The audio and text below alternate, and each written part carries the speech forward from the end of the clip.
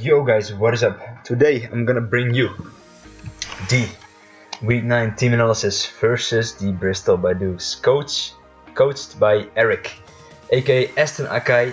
Fantastic dude. Check him out on YouTube. He's in a lot of different leagues. He has a lot of good content, and he's just, god damn it, man! This is intense. As you can see on the screen, this is the current league table. Personally, I am not really happy with the 5-3, 5 wins, 3 losses ratio, and I definitely don't want it to be a 5-4 because that would have been a bad season for me. I really want to win this, not only to salvage my win-loss record this season, but also just to make the playoffs, of course, and potentially be a third champion in a row.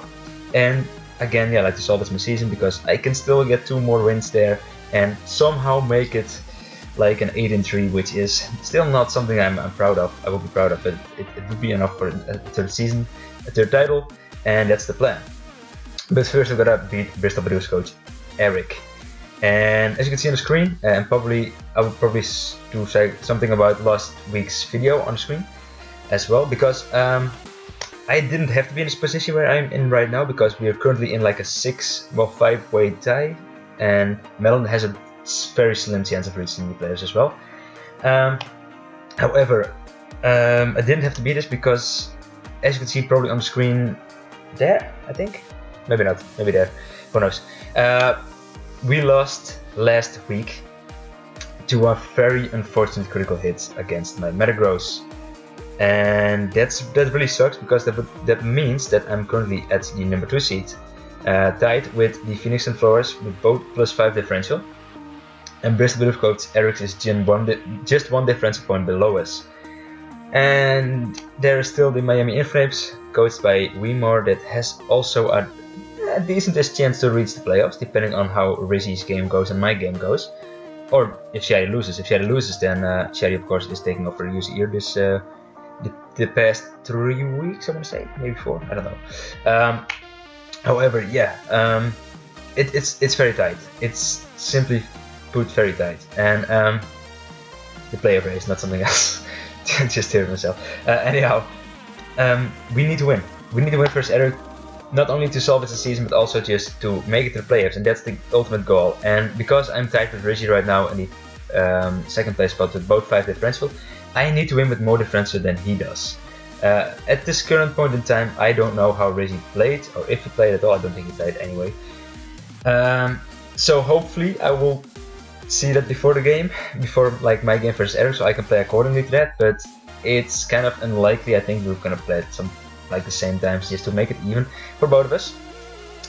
And I need to win with a higher differential than Rizzy, like I said, and preferably I win with at least 3-0, so I don't have to tie potentially with Weemore if Weemore beats like Alexander with 6-0, because Alex is no longer in the playoff race, so he doesn't need to do his very best, and I'm kind of fearing that he'll lose like 6-0 because he's not super serious about the last week, the last battle of the regular season, since there's nothing in it for him anyway.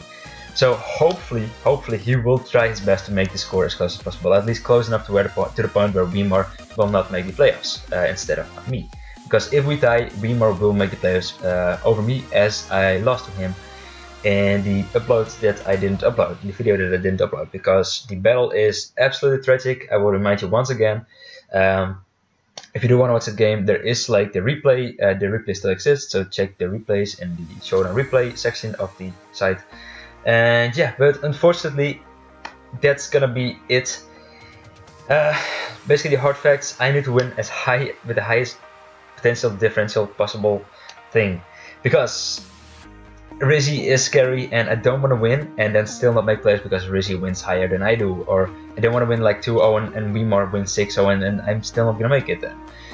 So I need to win very high, preferably 4-5-0. That would be fantastic. I don't think that Rizzy and Melon will make it any higher than a 3-0, to be fair. I think Rizzy and Melon are both good players, so I think both of them have a decent chance of making the game very close for either one of them, unless there's like crucial hacks, which obviously can happen, as you could have seen in the clip I hopefully showed on the screen.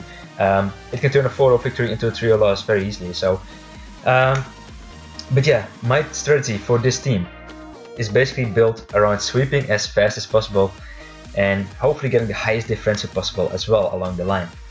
And quickly gonna go onto the team that my opponent can bring first. He only has 8 months, so luckily for me that means that I don't have to prep for a whole series of months and different sets and shit. However, he does have 8 pretty good months, so that's kind of scary. His team consists of Mega Venusaur, Azumarill, Latios, Arcanine, Registeel, Thundurus, Tauros, and Pangoro. The first 6 of those monsters that are listed are the ones that I'm expecting to bring. I don't think he will bring Tauros, I don't think he will bring Pangoro. However, both of it can do something against my team. I do think the other monsters are defensively and offensively very important for him to bring. I don't think he can afford not to bring one of those monsters. Hopefully I'm correct in that, because that's the team I prepared for. I did kind of prepare for Pangoro as well. Tauros not as much, so hopefully he won't bring Tauros, because that could be a problem actually. Yo guys, what is up? I am back. Sorry for the cutout, I had to do something, but I'm back. As you can see on the screen, this is my team preparation for the Bristol Bidoofs, and I'm very important week 9. And yeah, I have to win this and with a high differential, which is why I came up with the strategy to hopefully be able to do so. The strategy revolves around Scolipede sweeping, of course, as you can see on the screen. Short Stance, Poison Jab, EQ, Mega Horn. The coverage, as you can probably see on the team, is able to deal with this whole team. I might need to weaken a few things along the lines of Registeel, Arcanine, Mega Venusaur, potentially Azumarill as well. I have to break berries, as in Shuka berries. Hopefully it's not going to run like Tanga berry and Latios. I don't expect him to run that, and also not the Poison berry for the Azumarill. Like I said, I don't expect him to run that either. However, he can, and hopefully I will be able to weaken him to the point where those won't matter, or I know that he's not gonna be, something along those lines of those berries. And yeah, that's gonna be the game plan for Scolipede. Scolipede is jolly because I wanna outspeed Latios. Latios is a huge step to my team, and I wanna have an offensive check to it as well. And potentially I can set up a Sword Stance against Latios for 2 reasons. The first, of course, if I can scare out Latios, I might be able to set up a Sword Stance and proceed to sweep, hopefully. The other reason is I have a Latios, and Latias is gonna be my support mon for the Scolipede, as my Latios carries the Light Clay together with Light Screen and Reflect. What those things do is basically guarantees Scolipede to get up at least to +2. Does depend on how much his team is weakened, of course, because I need to weaken his team before Scolipede can sweep, or I need to set it to +4, and depending on what I can Healing Wish up against, or die to, depending on, of course, what I die to, I can sweep with Scolipede. For example, if I die to a Registeel and it's in the range of a +2 EQ, Scolipede is of course Lumberry. If I die to a Registeel, I might be able to set it to +2, take the T-Wave, and then proceed to sweep. However, if I'm, for example, like Azumarill is left and if Choice Bennett with Aqua Jet, I don't want to set up against, for example, a Latios, because Latios will put me in range of an Aqua Jet from Azumarill. So depending on what I die against with my Latios, I will proceed to go from there with the Scolipede sweep. And yeah, it basically depends on the game. I think Latios will lure in something along the lines of Registeel. I don't think he will leave in a Latios against my Latias, especially if I have screens up, as he doesn't know what kind of set I am, of course, with my Latias. Other than that, yeah, the attacking move on Latias is Psyshock, because Belladrum Azumarill is kind of something that I don't want to be swept with against thing. So I have to go for Psyshock over something like Draco Meteor, because like I said, I don't think the Latias versus Latios matchup is gonna be very likely, and even if it's gonna be likely, I think he might predict me to switch out into Metagross and go for a Shadow Ball anyway, or into Clefairy Ball by going for a Shadow Ball anyway, like I said. So I don't think he will go for the Draco droppings anyway against me, and even if he goes for the Draco dropping, that could actually be good for me, because that means that I can set up with Scolipede anyway. So yeah, again, it also depends on how the situation is in the game, and if he allows me to get a setup opportunity with Scolipede. But I'm Light Screen and Reflect, max speed to potentially speed die if necessary with the Tauros and the Latios. Psyshock free attacking move because it keeps Venusaur in range. Latios is a very good check to Venusaur anyway. I know for a fact he's gonna run Knockoff, as Knockoff does well with Latios, deals well with Latios and Metagross. being a finisher, because everything else on his team that finisher can potentially do that isn't the best, I want to say. So that's why I'm gonna be Psyshock. And yeah, I don't think there's anything else to add to Latias. The reason why I'm running this is because I think I need to sweep with Scolipede as fast as possible, and the Latias allows me to do that by getting up screens and going for the Scolipede sweep. As like I said previously, I want to have the best differential possible, and getting a 4 or 5-0, I think 4-0, 3 or 4-0 is more likely. I think that's the most reasonable, the more likely, I want to say, situation. So that's what I'm going to go with. I don't think that Riz versus Melon will result in a 5 or 6 win for Riz. So because Melon is a good player, Riz is also a good player, but I think that game is going to be close. It's going to be a 1 or 2 or maybe a 3-0 at best for Riz. Hopefully Melon wins, because I have faith in Melon. But yeah, basically what I'm trying to say here, sorry for the weird ramble, but what I'm trying to say is that I think I will be able to win with Scolipede after Latias kills itself with Healing Wish or dies to an attack. I think I will win with Scolipede, basically getting a 3, 4 or 5-0 victory. Next up, after the Latios is going to be Metagross. Metagross is going to be huge this game, because Metagross puts a lot of pressure on his team. The combination of Earthquakes and Headbutt, Medium Mass and Bullet Punch is a humongous. He doesn't have the best switch into this. He has a few monster Karen berries to lure this in. He can potentially cripple me with T-Wave. Hopefully he won't, of course, but he can. He can go for knockoff with Finisher. If he goes for Sleep Powder, I do have safe to go, so I think that Metagross is going to be a safe switch into Finisher regardless. Even if he goes for knockoff, I still prevent him from going for a Sleep Powder on that turn, so I have a safe switch into Metagross either way. Metagross also takes on the Latias 1v1. The worst thing about Latias is that if he is in fact a Life Orb Latios set, he will be able to do 97% maximum damage with Shadow Ball, so I cannot take a combination of Psyshock and Shadow Ball, for example. So I need to be kind of wary about that, so yeah. But Metagross puts in a humongous shift against his team, and that's all that I said Latios, I meant Metagross of course, but that's all that Metagross is going to be wanting to do this game. I want to keep his mount at a low amount of health, to the point where Scolipede switches in and just set up and kills and sweeps. And Metagross is going to be the thing to do that. I think it can weaken mounts like Arcanine, Venusaur, Azumarill, Latios, Mega Venusaur, I don't think I said it, Registeel, and Tinder's team maybe not as much, but I think I can weaken all of those mounts. I really think I can. Because Metagross basically takes a hit from anything, fires off a huge attack back with the Adamant, EQs and Headbutt or Meteor Mass, or maybe even Bullet Punch. And yeah, that's Metagross's goal this week. As you can see, the team, his team, the Bristol Bidoofs team, is on the screen alongside, so you will be able to see for yourself how much Metagross can do against his team if it's played correctly. So hopefully I will be able to get a lot of momentum by maybe double switching into Metagross, or predicting him to go for a switch into maybe Registeel, maybe Arcanine, to potentially bob a berry, or to weaken him to the point where he won't be able to get Stealth Rocks up, to be able to weaken him to the point where he will have to sack one of his mounts. I am not really sure how that's gonna go. However, I know for a fact that he's likely, I won't say likely, but I'm pretty goddamn sure he's gonna speed creep my Metagross with the Arcanine. I think Arcanine will be speed creeping the Adamant Metagross, mainly because it doesn't really need a lot of speed creeping to do so. Later on with the Vaporeon, I will actually show Vaporeon right now. Vaporeon is the same amount of speed as Metagross, so I will be able to scout for the speed creep with Vaporeon, hopefully against the Arcanine, if he is in fact Wild Charge, which I'm kind of expecting him to be, meaning that he will stay in against me, for example. But yeah, we'll come down to that in a bit. Metagross' role is mainly there to just weaken things, to kill things, to put huge pressure on his team, and to basically put everything in range of Scolipede. I think Metagross puts in a lot of pressure on his team to the point where he will have to stay in with certain months which he obviously would prefer to keep healthy. For example, the Registeel, he would like to keep it healthy for the Scolipede, for the Latias, for the Clefable, for the Vaporeon, but I think Metagross will be able to weaken it with Earthquake because he doesn't have a lot of switch-ins to do. And I don't think, knowing Erik, knowing how he played his previous weeks, I don't think he will make a switch into Latios or into Tender or Styrian on a predicted EQ. I know for a fact that he will make offensive predictions, like if he has, let's say, Venusaur in against my Clefable.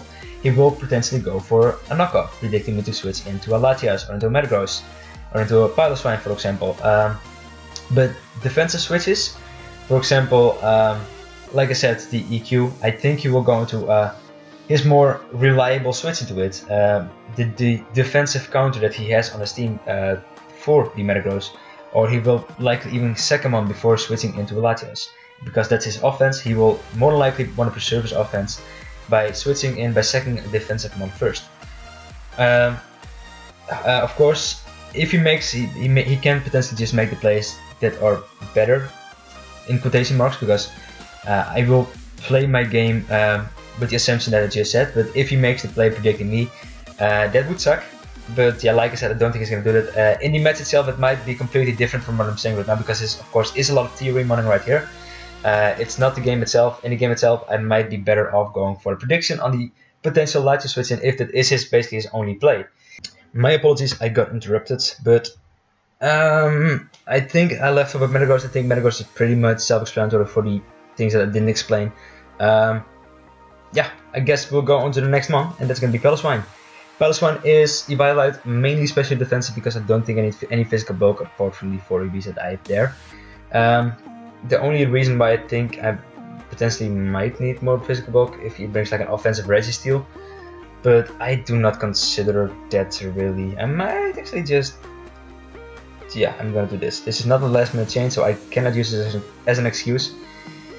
Just gonna do some speed creeping on the Registeel. I want to outspeed it, I don't want to get flinched by Iron Heads, so yeah.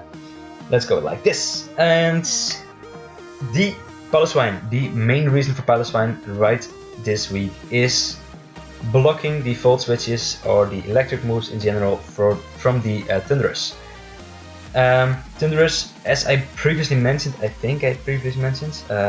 yeah, probably. I think it's gonna be Agility, or it's gonna be Choice Scarfed. And I don't have any Protect users in Clefable or Vaporeon, that means that I might have to make predictions with the potential Scarfed Tundi, or I might just have to switch this in. But the main reason why I have this Piloswine is to block his Volt Switch. He will be deterred from going for the electric move against, for example, my Vaporeon if he knows that Piloswine is basically a safe switch in. He might go for a U-turn, he might go for a hard switch, he might go for a setup move against my Vaporeon, or he might just go for a Focus Blast against my Vaporeon, and all of them are going to be fine as long as he doesn't go for an electric move. And like I said, I don't think he will go for the electric move, especially early on in the game. I think he will be able to safely, quotation marks, go for a Focus Blast or a U-turn, predicting me to switch in case the Vaporeon Thundurus T matchup happens. Which is what I'm gonna probably going by as my logic in the game. The following reason why I have Piloswine is because Stealth Rocks are gonna be huge this game, because Thundurus T doesn't want the Stealth Rock damage. Attacks like Ice Cold Crash, Ice Short do not OHKO, so I want that Stealth damage to be able to OHKO them. Of course, Ice Short doesn't OHKO, but and especially if he's Choice Scarf, he needs to come in and Stealth Rocks every single time, which is going to be huge. If he is in fact an Agility set, he will likely just come in on it once, and he will likely be Yahtzee Berry. But I think I'll be able to deal with that with Vaporeon and with Piloswine, because Ice Shorts and shit. And yeah, I don't think there's anything else to add to that. EQ, because Piloswine, wow. Registeel, I mean, I want to weaken Registeel. I don't think he has the best switch-ins to a Piloswine, because the dual step kind of for this team like usual with the electric ice. What the fuck, man? What's wrong with me? The ground ice coverage. So yeah, Stealth Rocks and the electric immunity are gonna be huge this game, hopefully. Well, yeah, hopefully. But we'll see. I'm gonna go to the Vaporeon set first. I am a Wakamberry Vaporeon, which is why I will be able to play around the Thundurus T a little bit more risky. The reason why I think his Thundurus T is agility or what's it called? Scarf is because of Mega Aerodactyl, of course. I know for a fact that he will prepare for Aerodactyl. Of course, I know for a fact that he will prepare for Emboar, because he is dead afraid of Emboar. I know for a fact he's afraid of Emboar. So I kind of expect him to run like a substitute or setup move on Latios, I mean. Maybe he will be a defensive Latios, that could be a thing, I guess. Maybe Colbert Latios, I'm not really sure, but I think he will run something along those lines. But that's something completely off topic. Don't know why I said it, just right here. The Vaporeon, however, it's Wakanberry because that gives me a more secure check to, for example, wild charging Arcanine. I think he will go for the wild charge over something like Will-O-Wisp because this Vaporeon set is different from the Vaporeon sets I used to bring the different weeks. This Vaporeon set does not carry Wisp, this Vaporeon does not carry what's it called, the Heal Bell, so a Will-O-Wisp would be, a Will-O-Wisp would be kind of bad against me. However, I think because I brought a very standard Vaporeon set the previous weeks, I think he might be making a different play than going for the status against my Vaporeon. I think he will predict me unless he's reason to believe otherwise. I think he will go for either the wild charge against me or he will switch out against me. That's basically my very logical assumption, I want to say. The Wakanberry helps me, of course, not only for the Arcanine but also for the Thunderous, as I will be able to switch out by going for the Baton Pass, for example, predicting him to go for a U-turn or for a setup move, something along those lines. I can just go for an Ice Beam, predicting him to just stay in and go for the attacking move. Maybe if he goes for the Focus Blast, I can still go for the Baton Pass or Ice Beam, and just guard for what set he is. And yeah, I think Vaporeon is going to be crucial for that as well. But the main reason why I wanted Vaporeon to be a more offensive Vaporeon this week instead of like a very standard defensive one, because I really want a defensive one as well, because like I said, it's the best counter to Arcanine. It's a fantastic Vaporeon, and it's been very reliable for me in the previous weeks. However, the biggest reason why I wanted more of an offensive Vaporeon is because of Azumarill. It is because of Azumarill, and the reason why I'm saying Azumarill is because I want to outspeed Azumarill. I don't want to die to a Belly Drum set, which is why I carry Hidden Power Grass. I'm carrying Hidden Power Grass over Hidden Power Electric because of the Tindy, which might be a switch into Vaporeon, expecting me to basically not do Wakanberry. So I don't want to give it a free boost, which is why I'm running Hidden Power Grass. I don't think he will be Sep because, like I said, he doesn't need the Aqua Jet. Ice Beam Scald. Ice Beam is really nice for Venusaur in case, unless he's like Mega Evolved up already. Scald is there for the Scald Burns, it's the broken Scald move. Of course, it hasn't been broken for me because I've never gotten a Scald Burn yet, I think. I did actually, I think against Riz I got a Scald Burn, but other than that, I don't think I've gotten any Scald Burns with Scald from Vaporeon. But there is still this Scald Burn chance. And yeah, Baton Pass for the momentum. This Vaporeon set is meant to speed creep the Pangoro, which also means that it speed creeps an Azumarill. This outspeeds an Azumarill.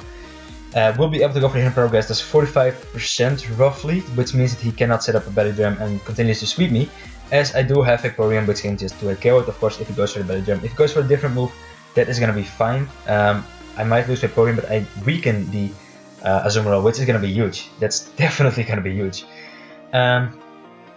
Also, if he goes for a Belly Drum and I do have Vaporeon, do not have Vaporeon in on the turn that he Belly Drums, for example, he Belly Drums and I'll switch out for my Scolipede, since I will likely want to save Scolipede. But if he goes for a Belly Drum against my Scolipede, and I switch out into something to sack, I'm not really sure what I'm going to do in that situation, of course, but I still have Vaporeon to Revenge Kill it, to stop it from going for the Aqua Jet and sweep me. I still have Latias that can eat up one hit unless I'm damaged heavily. Metagross might be able to live an Aqua Jet depending on our roll. And yeah, that's going to be basically the Vaporeon game plan. It's basically there to just prevent me from getting struck by an Azumarill, which is Belly Drum. And the move should basically speak for itself. The Ice Beam is there to pop Yahtzee Berries if necessary, or just kill things. Scald is there for burning and just spam a move. Baton Pass momentum early on in the game. I think I might just go for the Baton Pass, predicting him to predict me, to make switches and such.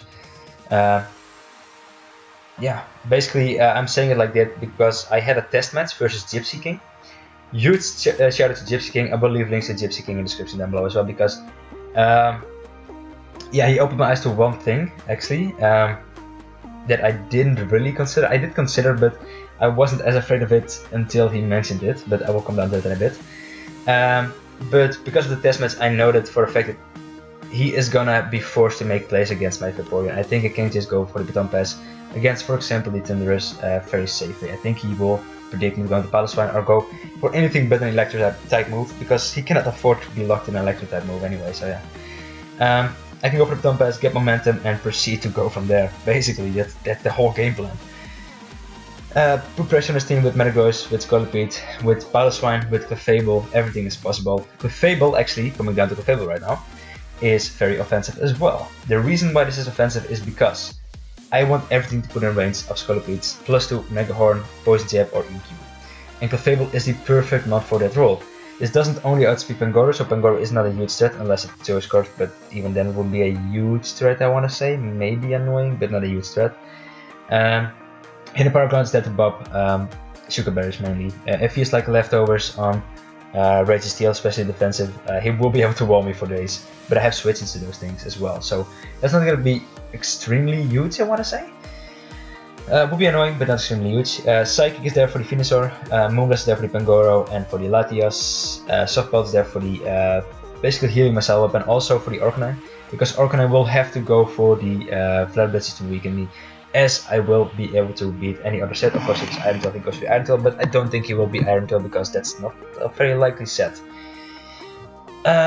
So yeah, Hidden Power Ground, Psychic, Moonblast, Softball, very standard, I want to say, in a league type of formats, because you see Life Orb, Offensive, Magikarp, Clefable quite regularly, I want to say. But this mon is actually going to be pretty huge if I want to keep his mons basically low. I might outspeed a lot of mons on his team as well, in case he doesn't speed creep. Again, the Vaporeon and the Metagross, I might be able to just... I kind of want to maybe not speed creep the... I'm not really sure what I want to do. I'm probably going to keep it like this. However, I don't die to any hits unless I didn't consider it, but this is also, this deters him from just Draco Meteor spamming my team. Of course, it's not likely he's going to go for that because Metagross. But Clefable helps with that. I can go for, I don't want to switch it in, because if he's like a Life Orb offensive set, then I will die to 2 Psyshocks in case he predicts that. But yeah, basically Clefable is there to just put pressure on his team like a lot of other mons on my team. Put mons in the range of Scolipede. I don't care if Clefable dies, depending on what he kills me with. That might be the setup opportunity for Latias, where it can set up a Light Screen, where it can set up a Reflect, and where it can set up a Healing Wish into Scolipede, and where Scolipede can proceed to sweep. That's gonna be the game plan. That's gonna be the whole game plan. The only thing right now that I don't really want to see on his team is a Latios with dual screens and Memento into Azumarill, because that's gonna be awful. Hopefully he will not run that set. I know for a fact that Erik wants the biggest differential possible as well, because he needs to win bigger than I need to win on paper, because he needs to win with 2 more differential than I do need to win against him. In case, let's say Rizzy wins 3-0 against Melon, I need to win 3-0, but if Erik wants to make it, he needs to win 5-0 at least before he reaches the players before Riz does. So I know for a fact that he's gonna likely go for the same kind of strategy, early game sweeping maybe, and I think that dual screens Latios with Momentum is gonna be a very likely thing for him to run. So hopefully he won't do that. Hopefully he will run more of a set that's predicting around my Emboar, which he will have a safe check for.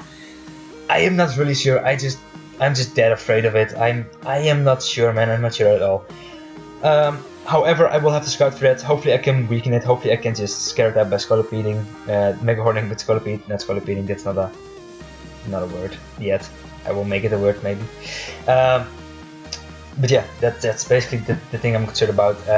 I think, depending on which recording I'm going to use, I mentioned what sets I'm predicting him to bring. So yeah, you will see that as well in the video. Maybe you've already seen it, I'm not really sure. But that's the team. Let me know in the comments down below if you think this team is capable of beating him, and if you think that this strategy might work. The dual screens Latias, putting pressure on him with Metagross, with Clefable and Vaporeon, and stopping a Thunderous Tyrion from doing its shenanigans with Paloswine and getting off Stealth with Paloswine. That's basically a cookie cutter explanation of the team. Do you think it will be able to take on the 8 potential mons that he can bring? Or especially if he brings the 6 mons that I predict him to bring, do you think this will be able to deal with that? Let me know in the comments down below. Also, if you like this video, then click that like button, because that's hugely appreciated. And yeah, leave a comment about my preparation, about if you think that I'm gonna make it or not. Thank you for watching, leave a like if you enjoyed, and see ya.